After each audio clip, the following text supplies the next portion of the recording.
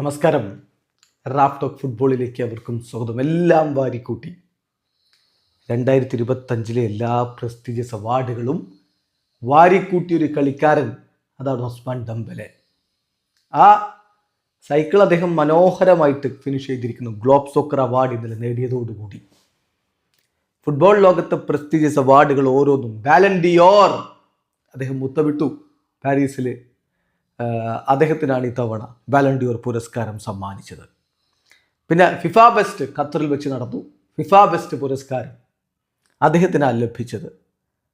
പിന്നെ ഇതാ globe soccer award ദാന ചടങ്ങിൽ വെച്ച് അദ്ദേഹത്തിന് ഇന്നലെ മികച്ച താരത്തിലുള്ള പുരസ്കാരം കൊടുത്തു.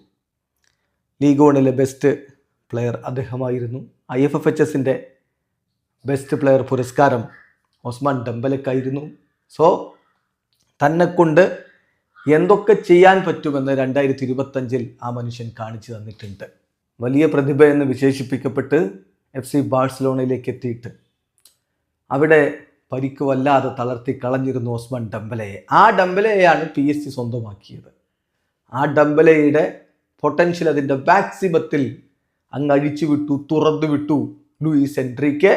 അതിൻ്റെ ഫലമാണ് നമ്മളിപ്പോൾ കാണുന്നത്. ഫുട്ബോൾ ലോകത്ത് 2025 ഏറ്റവും മികച്ച താരം ഒസ്മാൻ ഡംബലെ. ഇപ്പോൾ 25-26 സീസണെ സംബന്ധിച്ചിട്ട് പറയുമ്പോൾ ഒരു ഓൺ ആൻഡ് ഓഫ് സ്റ്റാർട്ടാണ് അദ്ദേഹത്തിനുള്ളത്. കാരണം പരിക്ക് അദ്ദേഹത്തെ വലക്കുന്നുണ്ട്. ശരിയാണ്, മുമ്പും അദ്ദേഹത്തെ പരിക്ക് തന്നെയാണ് തളർത്തിയത്. ഇപ്പോൾ അങ്ങനെ പരിക്കിൻ്റെ പ്രശ്നങ്ങളുണ്ട് എന്നുള്ളത് മാറ്റിവെച്ചാൽ 2025 ഡംബലയുടെ വർഷമാണെന്ന് ഉറപ്പിച്ച് പറയാം. വീഡിയോ അവസാനിക്കുന്നു. ഫുട്ബോൾ ലോകത്ത് കൂടുതൽ വിശേഷങ്ങളുമായി റാഫ് ടോക്സ് വീണ്ടും എത്താം.